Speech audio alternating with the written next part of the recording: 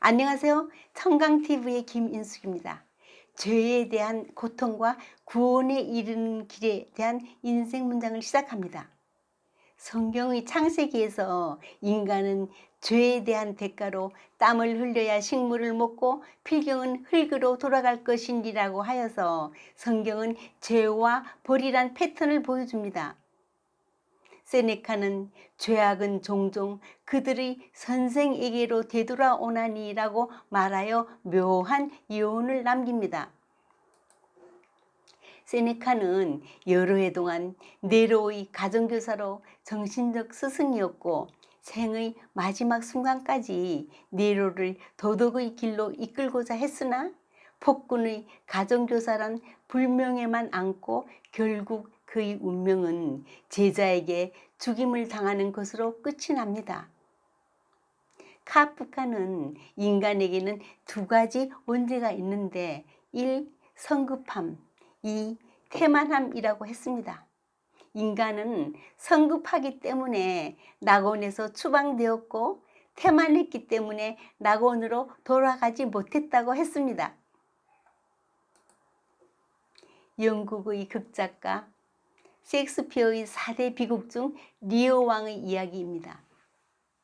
리오 왕은 노년에 훗날 있을지도 모를 왕국의 혼란을 사전에 대비하고자 형식상 왕의 지위는 유지하면서 왕국을 세 등분으로 하여서 실질적 권한은 세 딸인 건원일, 리건, 코지리어에게 나누어 주려고 합니다. 중세와 르네상스 시대의 정치와 신학 사상에 의하면 왕국 분할은 국가의 정치 질서의 파괴를 의미합니다. 그는 딸들 간의 갈등과 국가 간, 즉 영국과 프랑스의 전쟁으로 질서를 파괴하는 죄를 범합니다. 성경의 잠언엔 자기의 마음을 믿는 자는 미련한 자요 지혜롭게 행하는 자는 구원을 얻을 자라고 했죠. 리오 왕은 미리 왕국을 3등분 해놓고 세 딸들로 하여금 부왕에 대한 사랑을 고백해 하는 사랑 교류리기를 통해서 사랑의 분량에 따라 왕국을 주겠다고 합니다.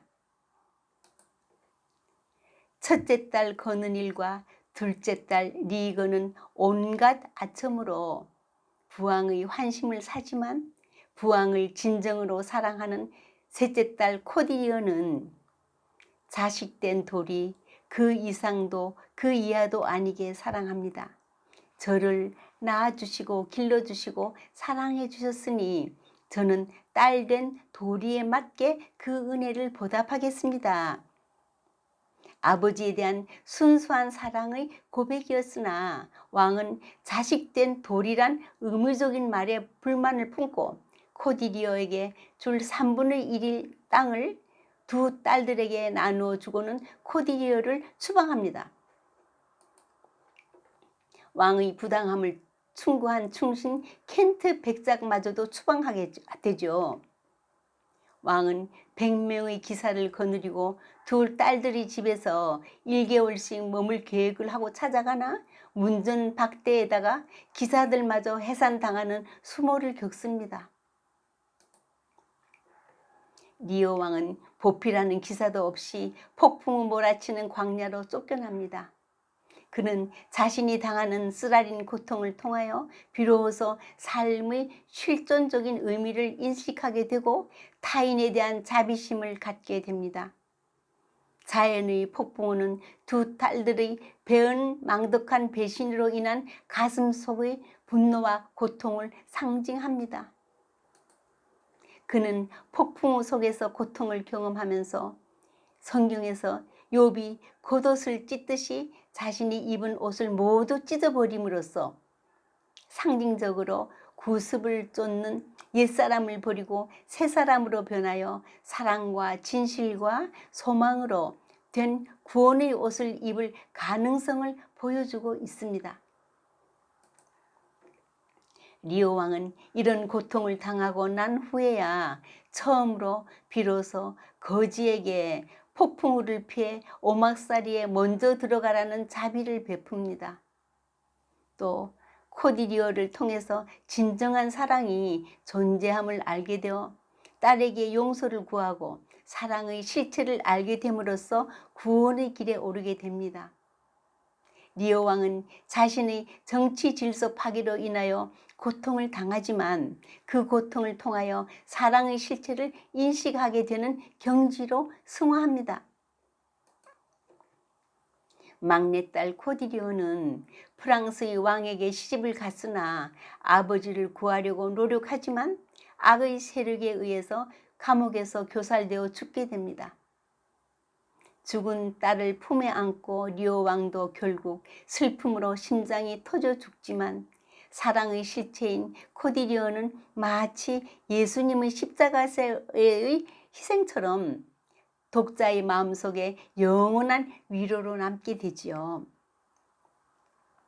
프랑스의 종교교역자 칼빈은 하나님은 인간이 고통을 통해 육신의 교만을 제거하고 이것을 각자의 구원에 적합하도록 여러 가지 방법을 동원하신다고 말하고 있습니다.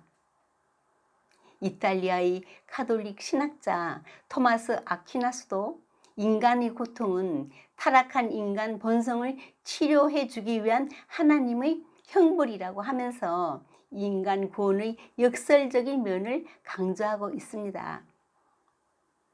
고린도전서에서 첫사람 아담은 산 영이 되었다 함과 같이 마지막 아담은 살려주는 영이 되었나니라고 하여 그리스도의 구속으로 말미암아 고통이 극복되고 구원받을 수 있음을 확실히 보여줍니다. 한 대통령 후보자가 서민들을 위해 아파트 값을 파격적으로 내리겠다고 공약했습니다. 하지만 지지율이 오르지 않자 이번에는 하는 수 없이 아파트 값을 껌값으로 내리겠다고 했더니 무주택자들로부터 열렬한 지지를 받아 당선되었습니다. 대통령이 된 그에게 공약을 실천하라는 국민들의 거센 요구에 그는 껌값을 5억 원으로 올렸습니다. 오늘은 진정한 사랑이란 어떤 것인지를 생각해 보며 서로에게 선물이 되는 날이 되었으면 합니다. 감사합니다.